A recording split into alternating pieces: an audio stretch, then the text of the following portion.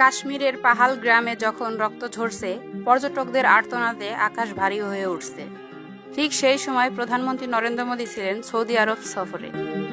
তিনি তখন চুপচাপ ছিলেন না, বরং কৌশলে চুপ ছিলেন। কারণ তিনি জানতেন এই ঘটনার পিছনে দায় চাপানো হবে চিরপরিচিত বিদেশি হস্তক্ষেপে এবং টার্গেট হবে পাকিস্তান। কিন্তু এবার সেই পাকিস্তান আগেই পৌঁছে গেছে মোদী সরকার কি করতে চায়, আর তাই একে একে মোদীর পালানোর সব দরজা বন্ধ করে দিচ্ছে ইসলামাবাদ। পাহালগ্রামে 26 জন নিহত হওয়ার পর ভারত যা করেছিল তা অনেকটা পুরনো নাট্যচিত্রের মতো। সরাসরি পাকিস্তানকে দায়ী করা, হাইকমিশনার তলব, সীমান্তে সামরিক তৎপরতা আর কিছু মিডিয়া প্রোপাগান্ডা। কিন্তু এবার পাকিস্তান থেমে থাকেনি, বরং তারা যেভাবে কূটনৈতিক পাল্টাঘাত শুরু করেছে তাতে ভারতীয় মিডিয়া হতবাক। দিল্লির পররাষ্ট্র মন্ত্রণালয় ভেবাচাকা খেয়ে গেছে। প্রথমে পাকিস্তান বাতিল করছে সব ভিসা, ভারতীয়দের 72 ঘন্টার মধ্যে দেশ ছাড়ার নির্দেশ দিয়েছে।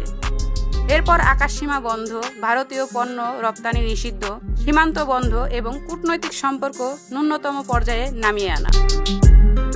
এই প্রতিটি পদক্ষেপ ছিল মোদীর কূটনীতির উপর সোজা আঘাত।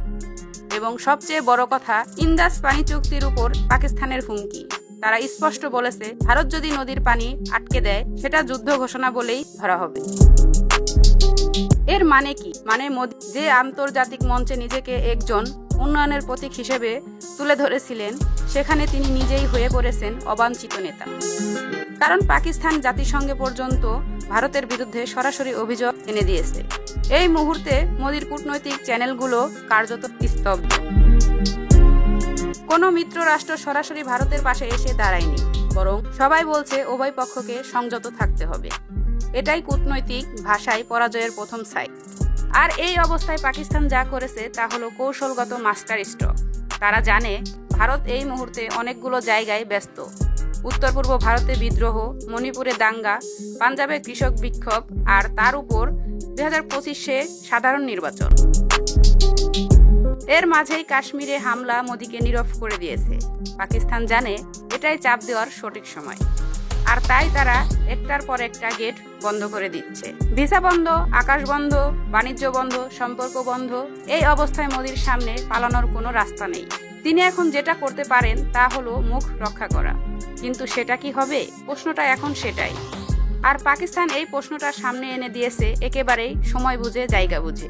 মোদীর গলা যতই চড়া হোক, আন্তর্জাতিক মঞ্চে এখন তার কণ্ঠস্বর শোনা যাচ্ছে না। কারণ তারা মোদীকে একেবারে ডিপ্লোম্যাটিক ব্ল্যাক আউট করে দিয়েছে। হামলার পরে মোদী আশা করেছিলেন যুক্তরাষ্ট্র, ফ্রান্স, জার্মানি, এমনকি জাপান, এই মিত্ররা একে একে তার পাশে দাঁড়াবে। কিন্তু বাস্তবতা হলো কেউই সরাসরি পাকিস্তানকে দোষারোপ করেনি। সবাই বলেছে সংযত থাকুন, তদন্ত হোক। অথচ ভারত ঠিক একদিন আগেই পাকিস্তানকে সন্ত্রাসীর উৎস বলেছিল। এদিকে পাকিস্তান জাতিসংঘ নিরাপত্তা পরিষদে অভিযোগ দিয়েছে, কাশ্মীরে ভারতের নৃশংস দমন নীতি, নির্বাচনবিহীন শাসন এবং মুসলিম নিধনের প্রতিবাদে মানুষের মধ্যে ক্ষোভ তৈরি হয়েছে। আর এখানেই মোদীর আরেকটি দরজা বন্ধ হয়ে গেছে। ভিউয়ার্স, আপনাদের কি মনে হয়? অবশ্যই তা কমেন্ট করে জানাবেন। আল্লাহ হাফেজ।